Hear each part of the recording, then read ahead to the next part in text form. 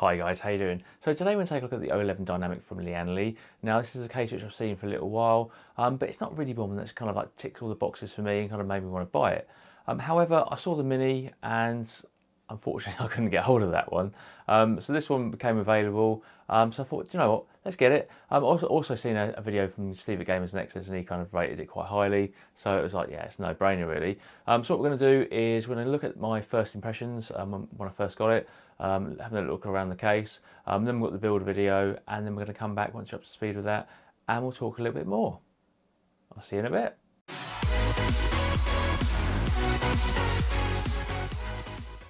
Guys, so I've given the case a once over and I think it's lovely. You know, the build quality is fantastic, materials are really good, there's a nice powder coating finish to the panels, really nice. So what we're going to do is we're going to have a quick look around the case, we're going to look inside and just get a general feel for it. In order to take the panels off, it's all held in place by this top one. There's a couple of screws at the back and you pull it, so I'm going to do that now.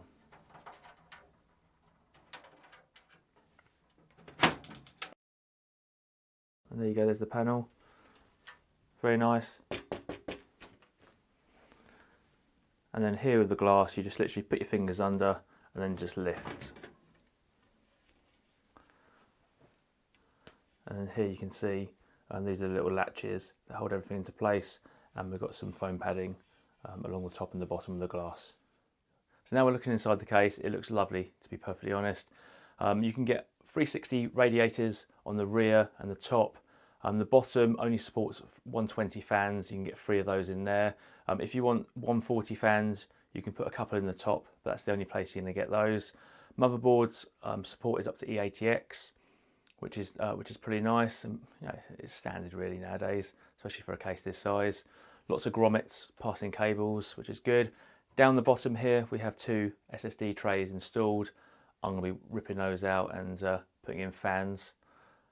And then I've got a 280 to go in the roof. I would love to have a 360. I'll put it in the back there. That would look really good, but unfortunately I don't have that. But yeah, that's the inside of the case, and it looks pretty nice. So if we look at the rear here, I like the PCI slots, the black and white. It kind of adds a little bit of detail to it. It makes it kind of a little bit more interesting. Here we put the power supply. This is the hard drive cover. So if we take that off, that's what you get. A couple of sleds in here. You also get your accessories box, but I've taken it out. That's quite good quality, to be honest. Nice metal. Usually they're plastic. And that slides in. So I don't know if you can tell on the video, but these dimensions are exactly the same. So you can remove this cage and put a second power supply in there if you really want to. Now you can't necessarily fit a second system in here, but obviously if your requirements are that you need 2 power supplies, then you've got that option. So as you can see here, there's no room for a fan, but from my experience with the Corsair 280X, it's not a problem because you've got intake from the bottom and then there's exhaust from the top, so that's kind of where everything kind of flows through, so the rear fan actually isn't necessary. And this panel comes off in the same way as the other side of the glass. You just literally, from the bottom, lift it up, and this time it's held in place with some screws. A couple of dust filters, which are nice. And here we have obviously the hard drive cage. We have a little shelf here, so when the power supply comes in, it rests on there, which is good. And then here is our basically a cable tidy and a place where we can put an extra hard drive or some SSDs on the other side. So I'm going to remove that. There are 2 thumb screws here. They're not captive, so be careful. And there's also a screw down the bottom. So let me get my screwdriver. Okay, and here it is. So yeah, so you can have a 3.5 inch drive there if you want to, or you can have a couple of 2.5 inch there and there, there and there. Just move these around. But yeah, it's nice, and obviously everything's going to hide behind here. You have the motherboard, and you can just bunch everything up. So that should look quite good when it comes to doing cable management. There's a little section here, probably about 2 inches, where you can have your AIO radiator. I'm assuming, obviously when it comes to doing the building it might change, but I'm assuming this is where your radiator goes, and on the other side are your fans. Okay, so if we look at the front now, we've got a power switch there, we've got 2 USB 3.0s, we've got a headphone microphone, and we've got USB Type-C. Now I've not used basically a front panel at the front of the case, usually it's at the top, so whether it gets used or not I don't know, time will tell. This glass comes off, same as the others, but you've got to push it down from here because there's no lip, and slide it up. And there you go, so obviously you've got plenty of access there when you want to do the building. So what we're going to do now is we're going to do the build, so let's crack on.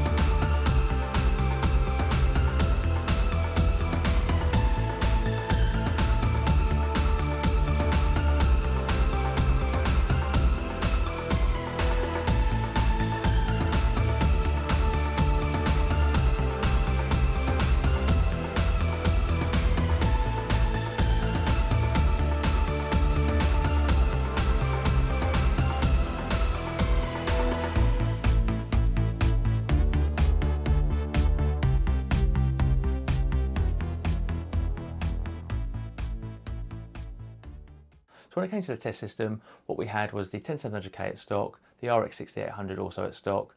We had 6 case fans, they were run at 40% along with the AIO, and the GPU was run at 40%. The testing involved running Valley for 15 minutes, we watched the world go by in Cyberpunk 2077 for 15 minutes, we did 10 minutes of Cinebench, and then we rendered a video which took 12 minutes. Now the results are shown on screen, and yeah, they weren't too bad to be honest. Probably a little bit worse than what I thought I'd get out of it, but I'm using a 280mm AIO in the top, a 360 in the rear is probably the way to go with this case, but overall I'm pretty happy. Guys, what we're going to do now is we'll look at the case in 6 different categories. I'm going to rate it out of 5 stars, basically so you can get a better feel for the case and if it's the right one for you. So when it comes to the design of the case, I think they've done a really good job. You know, great materials, good size. They've thought about little things like the cable management bar at the back. Lots of like little kind of like good things. However, they've messed up with the feet. There's a bar at the front and the rear. and when you come to move the case, you're going to be, oh, what's going on here? Now the reason is because usually you have 4 feet. You pick it up as if you're picking up a box. Here you've got to go over at the top or kind of get under and then lift it up. It's awkward. It's not great, and I'm sure people have dropped their system as a result. Yeah, so Lian Li, can you sort that one out, please? A couple other little things that kind of bug me is when you've got an AIO in the top, you basically can't use the air filter and you can't use washers because there just isn't the clearance. So if you're going to go top mounted for your AIO, you have to forget about both of those unless you've got some like flat screws or something like that. But the ones which I use are slightly rounded and it just doesn't work. Overall, they've done a really good job, but I'm going to rate it 3.5 stars. So when it comes to the build quality in this case, I think they've done a really good job. Now, what's helped them is that they've used good quality components, and that's kind of a must really. Also, they've kind of gone the almost toolless route. So there is the bar at the back for the cable management that you're going to need a screwdriver for, and the same as access for the PCI slots. But overall, it's kind of held well together. Obviously, you've got the panels which go on either side, they slot in, and then the top panel will hold everything in place. So it's a good design that they've done. However, when you do pick it up, it does feel a little bit loose. Not majorly, but just there's a little bit of a play there that possibly wouldn't be there with another case, but it is heavy as well, so it could be that obviously gravity is just kind of just finding those little kind of bits of movement. But overall, really good. I'll give it 4 stars. So the cooler support for this case is really good. Now, you can get up to 150mm air cooler, but honestly, it's not an air cooling case. You know, you're going to use an AIO, you're going to do a custom loop. That's really what it's aimed at. So AIOs, you can get 360 in there. If you've only got a 280, then you're going to be limited like I was to putting it in the roof. Otherwise, the best performance I think out of this case is going to be a rear mounted 360. But overall, I think it's really good, and I'm going to give it 4 stars. So the GPU support in this case is fantastic. 420mm in length, 155 in height. Now, if you've got a taller card, you know, you might have a little bit of an issue. I've only got the reference 6800, so my kind of card is dwarfed in the case, but overall, 4 stars. So when it comes to cable management, this case is fantastic. It's got grommets in all the right places, it's got some tie down points, it's got the cable management bar. You know, I had 6 RGB fans in there, I had a fan hub, hidden away, nice and easy. You know, I didn't even try. Fantastic, 4.5 stars.